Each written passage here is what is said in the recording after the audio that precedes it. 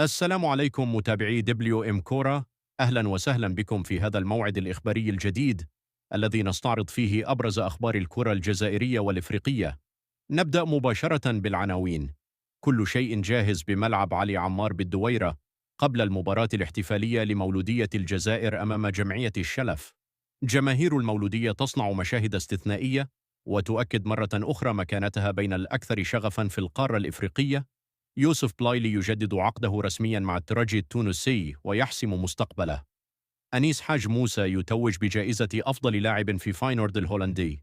الكاف تدرس زيادة عدد مقاعد الأندية المشاركة في المنافسات القارية مستقبلا.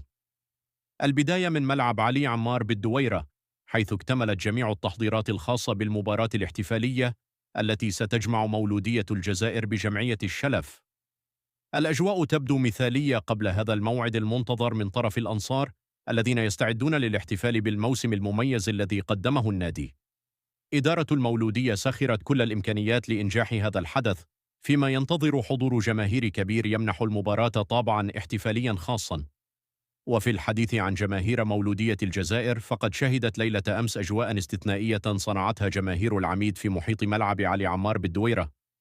وللوهلة الأولى قد تبدو هذه المشاهد وكأنها لقطة من معركة تاريخية قديمة أو من فيلم سينمائي ضخم، لكنها في الحقيقة صور حقيقية من احتفالات جماهير مولودية الجزائر التي أبهرت الجميع بالألعاب النارية والأهازيج والألوان الخضراء والحمراء التي غطت المكان. هذه الاحتفالات التي جرت ليلة أمس تؤكد مرة أخرى المكانة الكبيرة التي تحظى بها جماهير المولودية، والتي يعتبرها الكثيرون من بين الأكثر صخبا وشغفا في القارة الإفريقية. وننتقل الآن إلى خبر رسمي يخص النجم الجزائري يوسف بلايلي.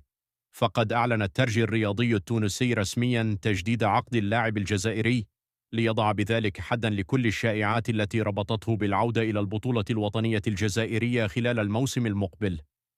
هذا القرار يعني أن بلايلي سيواصل مشواره مع الترجي، حيث يعتبر أحد أبرز عناصر الفريق وأحد أهم اللاعبين الذين يعول عليهم النادي في الاستحقاقات القادمة محليا وقاريا.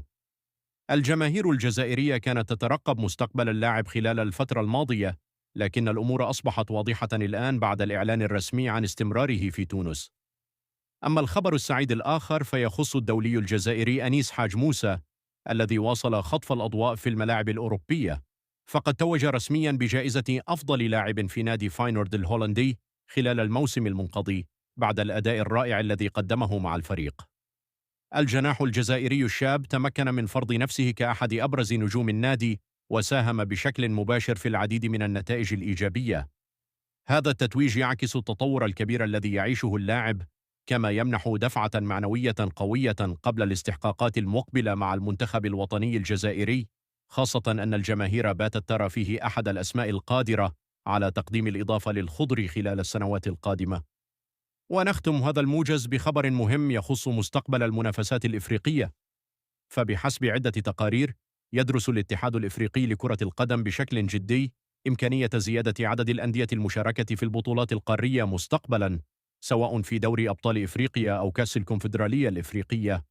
وتشير المعطيات الأولية إلى أن هذه الزيادة قد تمنح أفضلية للاتحادات الكروية الأعلى تصنيفا على المستوى القاري، وهو ما قد يصب في مصلحة الجزائر مستقبلا بالنظر إلى النتائج الإيجابية التي تحققها الأندية الجزائرية في المنافسات الإفريقية خلال السنوات الأخيرة.